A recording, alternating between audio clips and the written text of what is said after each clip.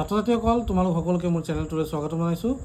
আজি আমি আলোচনা কৰিম এক্সাৰচাইজ 6C আৰু ফাৰ্ষ্ট কুৱেশ্যনটো দি আছে in the following statements put tick mark in the correct one and cross in the incorrect one. 4 sides of rectangle are equal। প্ৰথম কথাটো হ'ল আয়তৰ যি সংজ্ঞা আছে, আয়ত কাক বোলে, কি ধৰণৰ চতুৰ্ভুজক আয়ত বুলি কোৱা হয় সেই কথাটো তোমালোকে জানিব লাগিব। যি চতুৰ্ভুজৰ বিপৰীত বাহুবোৰ সমান আৰু প্ৰতিটো কোণেই 90 ডিগ্ৰীৰ হয় বা সমকোণ হয় তাক আয়ত বুলি কোৱা হয়।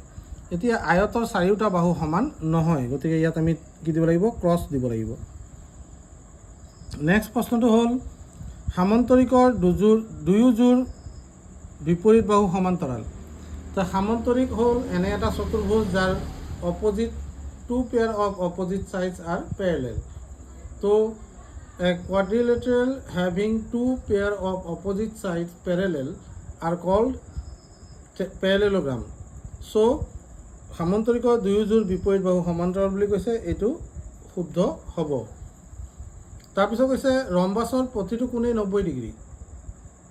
ৰম্বাছ বুলি ক'লে তোমালোকে জানিব লাগিব যে ৰম্বাছ কাক বোলে। ৰম্বাছ হ'ল এনেকুৱা এটা চতুৰ্ভুজ যাৰ চাৰিওটা বাহু সমান থাকে আৰু চাৰিওটা কোণ কিন্তু সমান নহয়। ৰম্বাছ বুলি ক'লে সদায় মনত কৰিবা যে চাৰিওটা বাহু সমান কিন্তু চাৰিওটা কোণেই সমান নহয়। সমান নহয় অৰ্থাৎ 90 ডিগ্ৰীৰ নহয়, গতিকে ই হ'ব অশুদ্ধ। যদি এটা ৰম্বাছৰ চাৰিওটা কোণে 90 ডিগ্ৰী হৈ যায় তেতিয়াহ'লে ইয়াক বৰ্গ বুলি কোৱা হ'ব। সেই কথাটো মন কৰিবা। সকলো আয়তেই সামান্তৰিক। ইচ ৰেক্টেংগল ইজ পেৰেলেলোগ্ৰাম।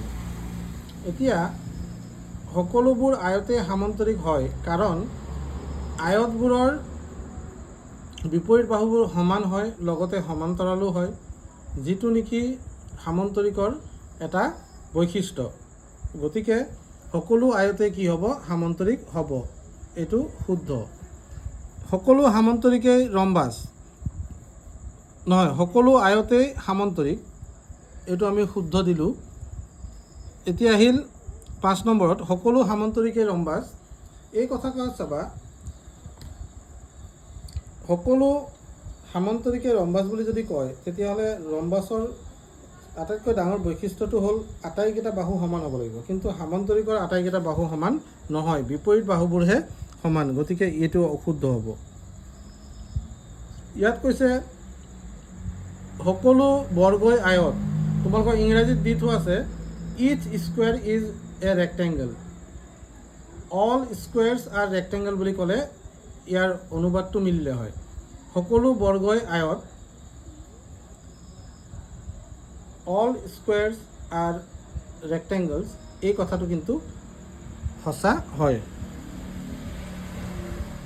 কাৰণ আয়ত হ'বলৈ বিপৰীত বাহুবোৰ সমান হ'লেই হ'ল, কিন্তু বৰ্গ এটা কি হয়, আটাইকেইটা বাহুৱেই সমান, গতিকে বিপৰীত বাহুবোৰ সমান হ'বই, লগতে বৰ্গৰ আটাইকেইটা কোণ 90 ডিগ্ৰীৰ হয়। তাৰপিছত আহিছে এটা আয়তৰ চাৰিওটা বাহু সমান হ'লে ই এটা বৰ্গ। কথাটো সঁচা। আয়তৰ যদি চাৰিওটা বাহু সমান হৈ যায় তেতিয়া ই এটা বৰ্গ হ'ব, এইটো শুদ্ধ। তাৰপিছত চোৱা, তাৰপিছত প্ৰশ্ন দিছে এটা বৰ্গৰ চাৰিওটা বাহু সমান দৈৰ্ঘ্যৰ। এইটো সঁচা কথা। এইটো কৈছে all the 4 sides of a square are of equal length। এইটো সঁচা। ট্ৰেপেজিয়ামৰ আনযোৰ বাহু সমান্তৰাল হ'লে ই সামান্তৰিক হ'ব। এতিয়া ট্ৰেপেজিয়াম কাক বোলে তোমালোকে জানিব লাগিব। যি চতুৰ্ভুজৰ এযোৰ বিপৰীত বাহু সমান্তৰাল হয় তাক ট্ৰেপেজিয়াম বুলি কয়। যদি দুয়োযোৰ বিপৰীত বাহু সমান্তৰাল হৈ যায় তেতিয়াহ'লে তাক কি বুলি ক'ব, দুয়োযোৰ বাহু যদি সমান্তৰাল হৈ যায়, দুয়োযোৰ বিপৰীত বাহু যদি সমান্তৰাল হয় সামান্তৰিক হৈ যাব, গতিকে এইটো শুদ্ধ। সামান্তৰিকৰ এটা কোণ সমকোণ হ'লে সামান্তৰিকটো কি হয়, আয়ত হয়। সামান্তৰিকৰ এটা কোণ সমকোণ হ'লে তাৰমানে যিকোনো সামান্তৰিকৰ যদি এটা কোণ 90 ডিগ্ৰী হৈ যায় তেতিয়াহ'লে আটাইকেইটা কোণেই 90 ডিগ্ৰী হৈ যাব আৰু ই আয়ত হ'ব। সঁচা। 2 নম্বৰ প্ৰশ্নটো কি দিছে চোৱা। 2 নম্বৰ প্ৰশ্নটো বৰ ধুনীয়া প্ৰশ্ন। এটা সামান্তৰিকক এটা বিশেষ ধৰণৰ ট্ৰেপেজিয়াম বুলি ক'ব পাৰিনে? সুধিছে a parallelogram can be thought of as special trapezium give reason. সামান্তৰিকক বিশেষ ধৰণৰ ট্ৰেপেজিয়াম বুলি ক'ব পাৰিনে নোৱাৰি সুধিছে।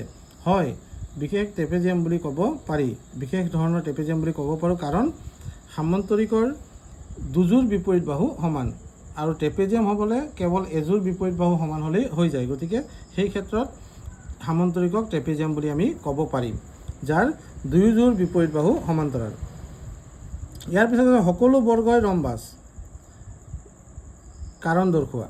এতিয়া চোৱা, ৰম্বাছ হ'বলৈ কি হ'ব লাগে? চাৰিওটা বাহু সমান হ'ব লাগে, যিটো চৰ্ত বৰ্গই কিন্তু সম্পূৰ্ণ কৰিছে। ৰম্বাছ বুলি ক'বলৈ হ'লে আমি চাৰিওটা বাহু সমান পাব লাগিব। যিহেতু বৰ্গৰ চাৰিওটা বাহু সমান, গতিকে ই ৰম্বাছ হয়। সেইকাৰণে আমি ক'ব পাৰিম সকলো ৰম্বাছেই সামান্তৰিক, কিন্তু সকলো সামান্তৰিক ৰম্বাছ নহয়। কাৰণ লিখা। ৰম্বাছৰ চাৰিওটা বাহু সমান, অৰ্থাৎ বিপৰীত বাহুবোৰ কি? সমান্তৰাল। গতিকে ই সামান্তৰিক হ'ব। যিকোনো ৰম্বাছেই সামান্তৰিক হৈ যাব। কিন্তু সামান্তৰিক এটা ৰম্বাছ নহয়, কাৰণ সামান্তৰিকৰ বিপৰীত বাহুবোৰ সমান, আটাইকেইটা বাহু সমান নহয়। সেইকাৰণেই আমি ক'ব পাৰোঁ সকলো ৰম্বাছেই সামান্তৰিক, কিন্তু সকলো সামান্তৰিকেই ৰম্বাছ নহয়। তো এইকেইটা আছিল তোমালোকৰ 6Cৰ প্ৰশ্ন উত্তৰ। আশা কৰোঁ তোমালোকে এইখিনি নিশ্চয় বুজি পাইছা। মই কোৱা কথাখিনি মনত ৰাখিবা, ভৱিষ্যতে বহুত কামত আহিব। ধন্যবাদ।